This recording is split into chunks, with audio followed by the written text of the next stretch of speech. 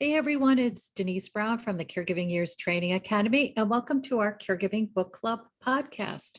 We talk to authors who have written about caregiving, and I'm honored and delighted to have Dave Iverson with us today. Hi, Dave. Good morning. Nice to see you. You are the author of a soon-to-be released, March 22nd, I think is the date, Right. book called Winter Stars. So let's talk about writing a book about caregiving. Your book is a memoir about caring for your mom for a period of 10 years. What's interesting about your story is that you're a broadcast journalist and you also had been diagnosed with Parkinson's prior to moving in to care for your mom. I'm just curious, when did you know you had a book about your caregiving experience? Yeah, such a great question. I don't think I knew until I just started trying to write. I didn't know if I had a book in me.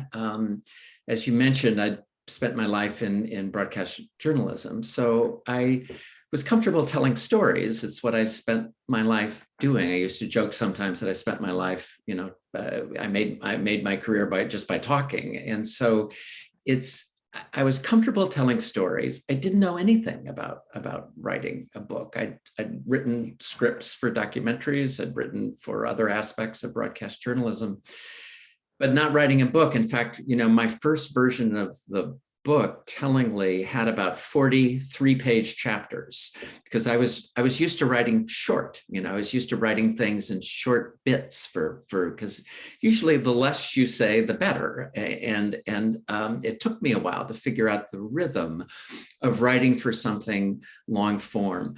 But I knew it was a good story. I knew, as I'd known when I'd once done a documentary about Parkinson's disease for the Frontline series on PBS, that the fact that my dad had Parkinson's, my older brother had Parkinson's, and now I did too, had the makings of a story. And I think it's sort of an occupational hazard when you're a journalist. You tend to look at the world as stories, and that's both a good thing, but sometimes perhaps also a little bit of a weakness because you're thinking about it as a story as opposed to necessarily thinking about maybe what's most important. But I knew I had a story, and it took me a long time to figure out how to best tell it. But I always knew that there was a story to be told, in part because stories are about characters, and my mom was a pretty remarkable character. So what's interesting about your book is you actually tell the story of caregiving. You also tell the story of your mom, and you tell the story of yourself. And I wondered which story was hardest to write. Oh, what a good question again. To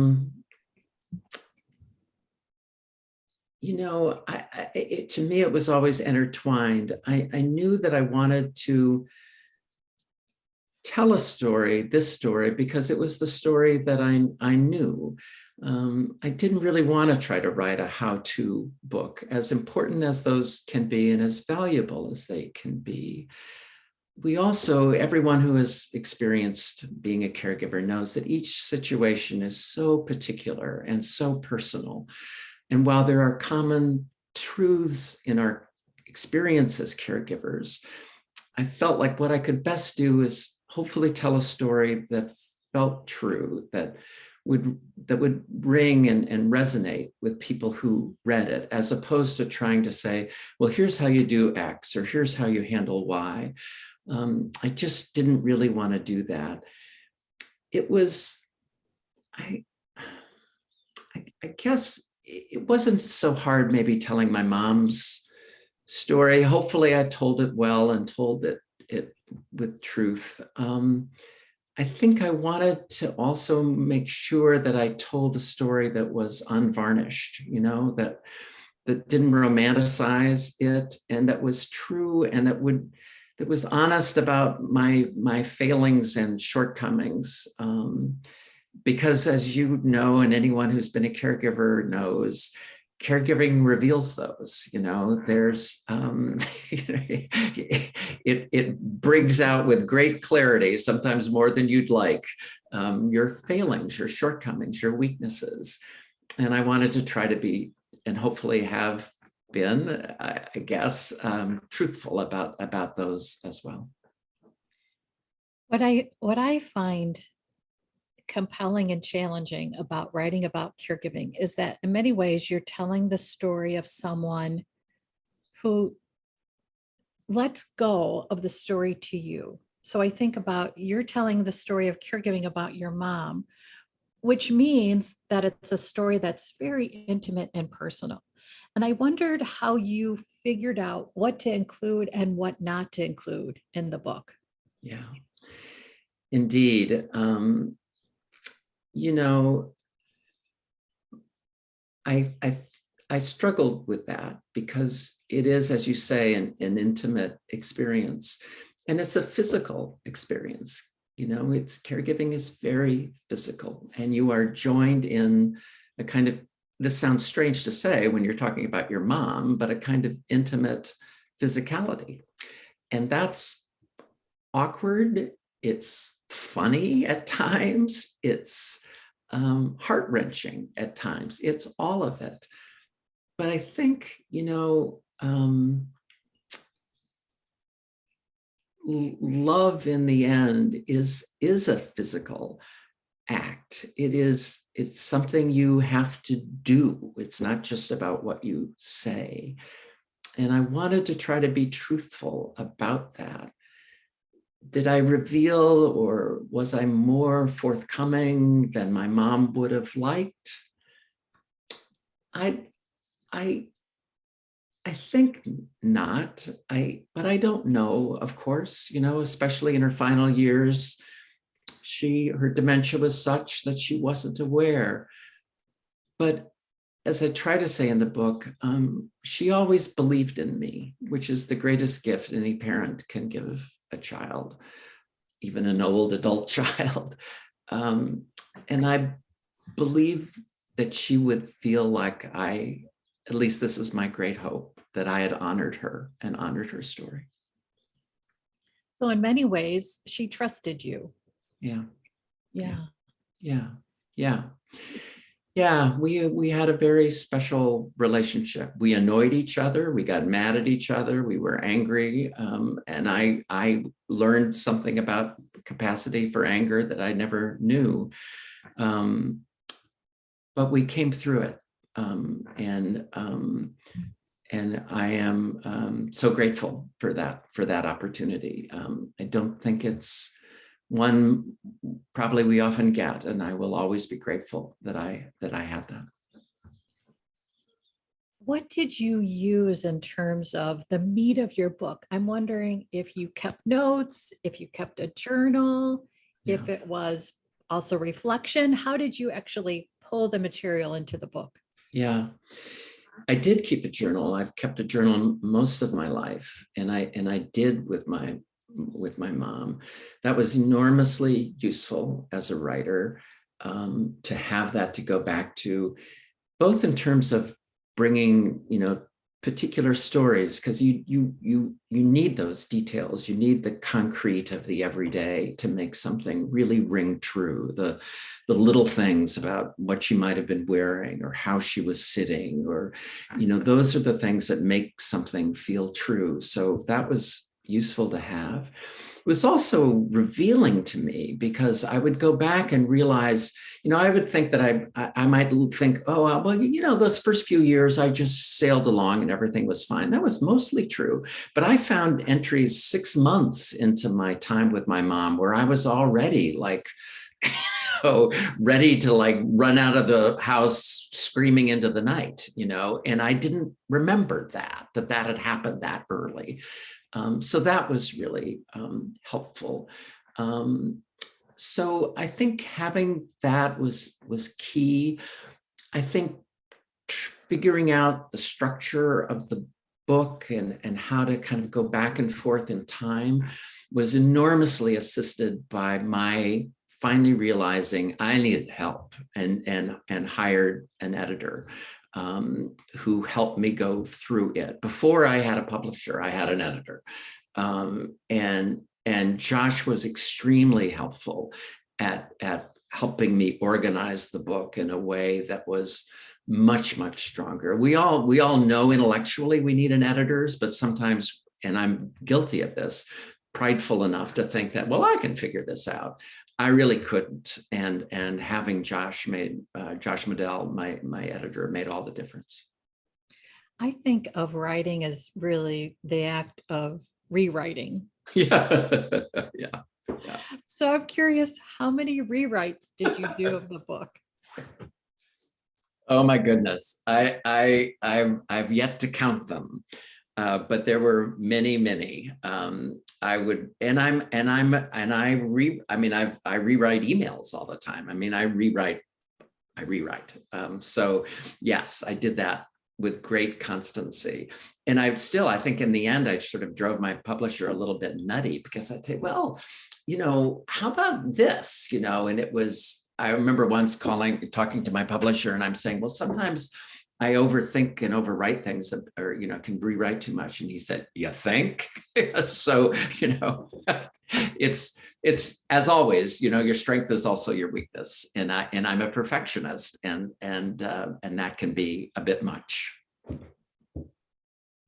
It's hard to put it out in the world if you feel like, there's just this one sentence, or, if I could go back and just redo one paragraph.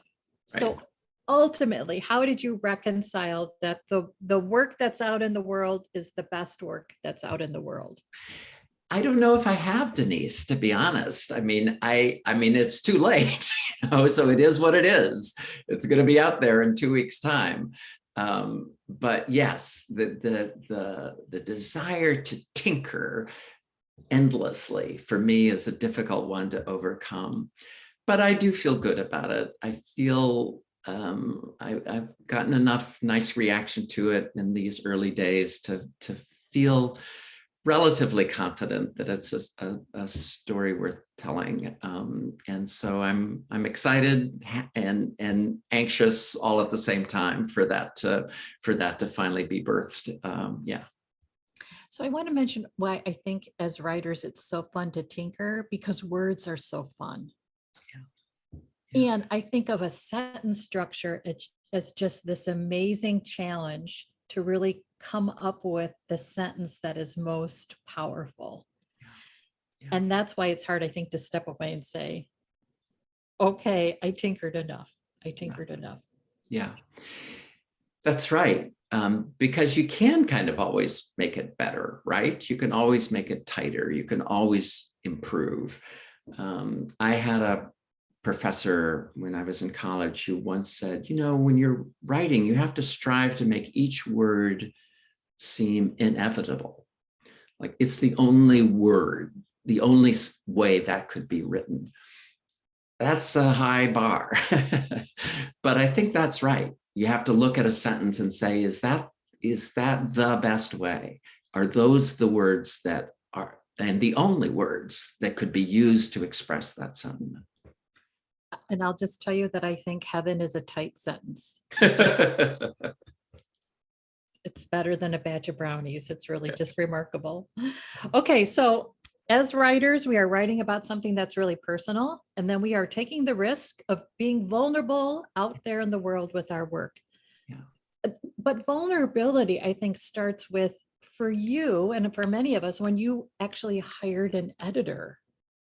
That starts the vulnerability process. And then you go through working with the editor, right? So you receive what the editor is telling you to work on. So you release pride and you say, okay, I'm going to trust my editor. And then you move into, actually, I'm assuming, correct me if I'm wrong, looking for a publisher. Well, right. And also looking for an agent, which I had no idea would be so hard. I thought, well, yeah, sure. No, it wasn't easy at all. I wrote to many an agent and would often get kind of nice feedback, but it was along the lines of, yeah, you can write, this is a good story, but memoir is really difficult. And I just don't think we're going to be able to make this sell. Godspeed. and it took me a long time and that was humbling. So there's a lot of vulnerability in this. And I'd had some success in my broadcast journalism career, and it was humbling I knew a little bit about how to get a show on the air, or how to get into a film festival, or how to get something broadcast on PBS. I didn't know beans about getting a book out there, and how difficult that would be, and how tough it would be. So there's a lot of vulnerability in that process. Absolutely. Because everybody looks at the finished product and thinks that's awesome, but they don't understand, I don't think, unless you've been through it, how much heartache is part of that process. Yeah, and that and you how really much, and how much rejection. Yes. I mean, it's really, it's perseverance, it's tenacity.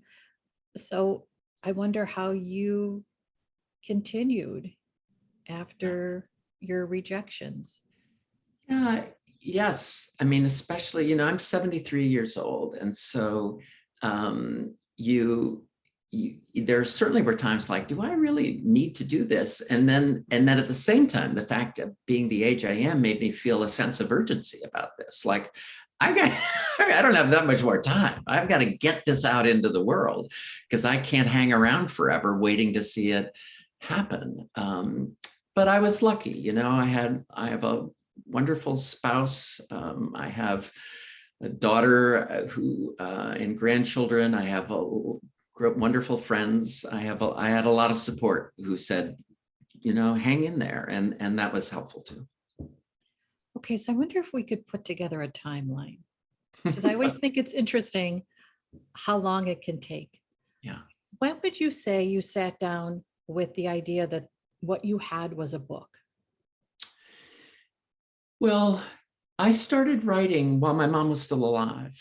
So I started, and I wasn't sure what it would become. I thought maybe, I wrote a piece about my mom for my alumni magazine about my mom and me and caregiving. And that seemed to go well. And so I started thinking about, and so I would write different aspects in no particular order. I would write about, particular moments that were striking and meaningful to me. And then I started thinking about how that might come together. And then after my mom passed away, which is a little over 4 years ago now, I started really working at it more diligently. But, let's see, it's March of 22. My mom died in December of 2017. So it was a 4 or 5 year process. And what was daunting was realizing that even when I was done, it would be another year perhaps before I got a book contract, and then another span of time after that before it would come out into the world. Fortunately, my publisher was wonderful about getting it out speedily, much faster than is the norm. But yeah, it's a long time for someone who is used to doing sort of live TV or radio. The fact that something could become a 4 or 5 year project was extraordinary. So how did you decide I want a publisher versus I'm going to self-publish?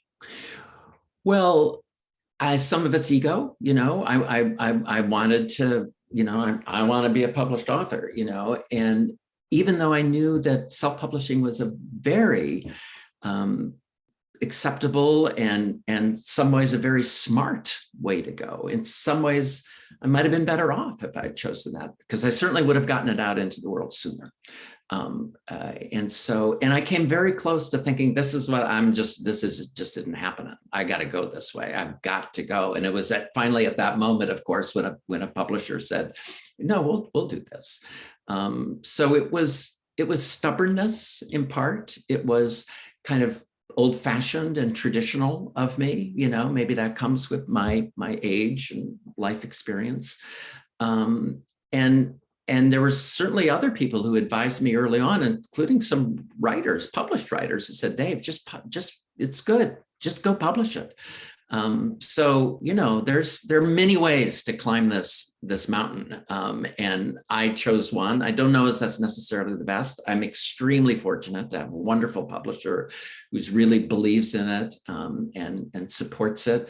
But there are many ways you can go about doing this. Yeah, it's one of the, I think, really interesting parts of the podcast is to hear authors talk about which way they go and why, Yeah. which just reminds us that we have a choice. Yeah. And absolutely. that in many ways you could pursue both and see which one feels right. I think that's right. And trust, I knew right away that my publishers were people who were honorable and trustworthy, who believed in me, believed in what I was trying to do, and wanted to get this out into the world. And that's incredibly gratifying. So I'm curious about the title, Winter Yeah. Stars. And I'm wondering if that was the first title. No, it wasn't. It was actually a title that my first editor, Josh Modell, suggested to me. I knew it would need a subtitle, because what is Winter Stars? And so the subtitle is An Elderly Mother, an Aging Son, and Life's Final Journey, which really says, hopefully, what the book is about. The words Winter Stars come from one of the last conversations, clear and insightful and deep conversations I had with my mom. It was the last Christmas we actually spent together. And while her dementia was very advanced at that time, there were still times when she could be really clear. And I went in to sit with her one evening, late in the evening. My mom was a restless, driven person. She was always wanting to be on the go, always wanting to see if she could climb out of her hospital bed, even towards the end. But that night, she wasn't as restless. She was calm, which for her was unusual. And we just sat together, my hand on top of hers. And we had this kind of lovely time together.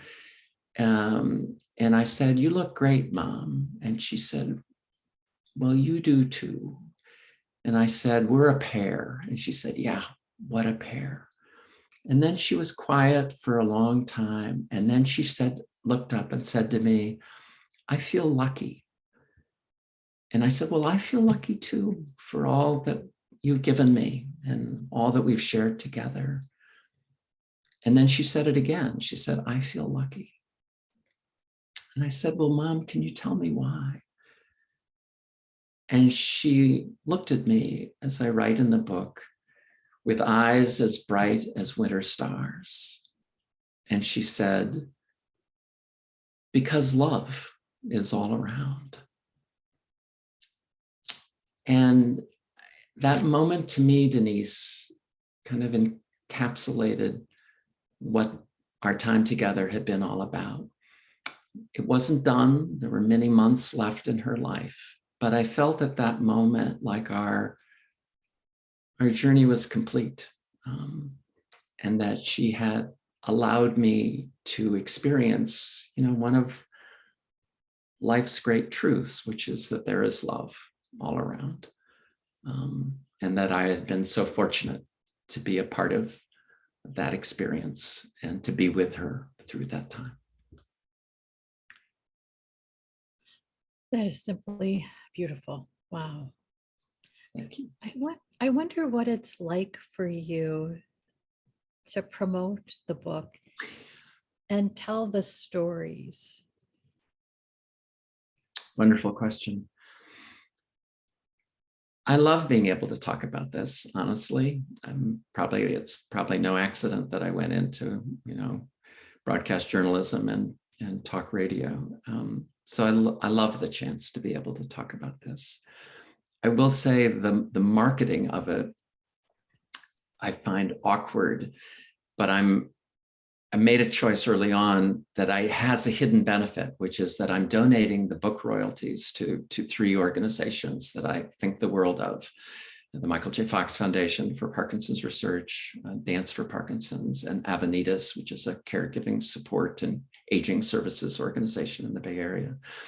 And it makes it remarkably easier when you can say, that's where this is, that's how this money is going to be used, and I'd wanted to do it, but I hadn't realized that would also make it actually a little bit less awkward and self-promotional when it comes to being able to talk about it. So I'm grateful for that too. Yeah, that was one of my questions I was going to ask you about, was the royalties. And when I saw that, I thought, oh, that is a relief, because I understand what it's like to go out there and just be like, buy. It's hard to, it's just a hard process to go through the selling of it. It is. No, it really is. There, Anne Lamott, who's a wonderful writer, in one of her last books, talks about being at a writers' conference and how well it was going and how people were buying books, and then she says, as an aside, well, as everyone knows, Jesus's last words were always be selling. Right. Yes. I just think as an author, we have to tap into so many skills that we didn't think we actually had. Yeah. So I'm curious, what did you learn about what you had in terms of skills that you hadn't used as a broadcast journalist?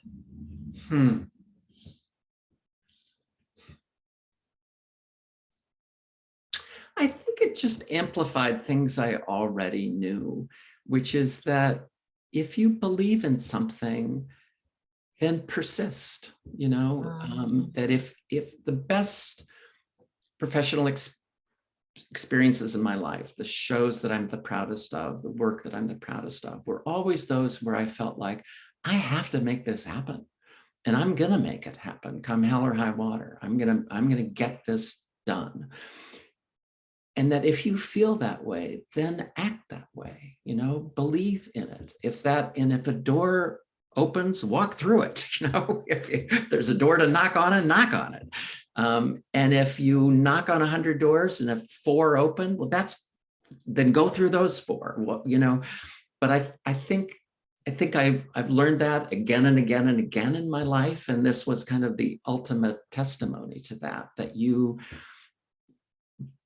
have faith and be willing to take the risk to go where you need to go to bring something out into the world that you believe in. So what's next for you? I don't know. When I did my last film for PBS, I knew it was the last film that I wanted to do. I don't believe I have another book in me. I don't have any particular aspirations at this point. I think professionally, I want to do what I can to just make this world a little bit better for my grandchildren. We live in such a challenging, terrible time. We're speaking when horrors are going on in Ukraine. I just want to try to do what I can right here and right now with the people I love and with whatever skills I have to just make things a little bit better, and to remind myself of how grateful I must be for all that I have already been given and for the opportunities I still have. So interestingly enough, when you were talking about writing the book earlier and your mom's story, I felt like we had really started the theme of legacy. And what you just talked about is your legacy, and that is a better world for the next 2 generations. So that when they have a conversation about their book, it's during a time when there's peace and there's abundance. Yeah. And that people can receive and not worry about what's being taken away. Yeah. I don't want to make that sound so all high and mighty. I just, because in the end, it really is the littlest of things. It's the small things we can do each day, the kindness that we can express rather than being grumpy or crabby. It's all those little things that can just add rather than subtract. and we keep learning that life always. I'm an old guy, and you just keep learning those things. You're never done. You're never done. You never get it figured out. And I hope I know enough to know that and to keep my shoulder to the wheel. Yeah. Okay, Dave, for our viewers and listeners who'd like to purchase your book, where can they go? Thank you for asking. Well, you can go to your favorite local bookstore and place and call them up and say, hey, would you order this book for me? You can go to my website, which is daveiversonauthor.com. And there are all the links to, all the various online ubiquitous vendors. Also something important, I think, bookshop.org, which connects you with your local bookstore, which of course we all love to support. And I would be most grateful for anyone who wants to do that, because it will hopefully also raise some money for some wonderful organizations. Can you repeat the organizations who benefit from the sales of your book? Sure. It's the Michael J. Fox Foundation for Parkinson's Research, which is a fabulous organization that's made a world of difference in the world of Parkinson's. Dance for PD, or Dance for Parkinson's, which is a wonderful organization out of the Mark Morris Dance Group in New York City that leads dance classes in some 300 cities all around the world and just does phenomenal work. And I was fortunate enough to do a film about them called Capturing Grace. That's my all-time favorite film project. And Avenidas, which is here in the San Francisco Bay Area, a really stellar local organization that supports both the aging and those who care for the aging. Hopefully it'll make a little bit of a dent in the good, or help them continue to do the good work that they're doing. And if you haven't been able to tell yet, I'll just tell you that Dave's book is beautifully written and highly recommended. And the name of the book again is Winter Stars. Thanks, Dave, so much for being with us today. Thank you, Denise. It's really been a great pleasure. Thank you so much. Wonderful opportunity. Thank you. And thanks everyone for watching and listening. And if you've written a book, we'd love to have you as a guest on our show. You can reach out to me through my wesite, which is careyearsacademy.com. Thanks so much, everyone. Bye-bye.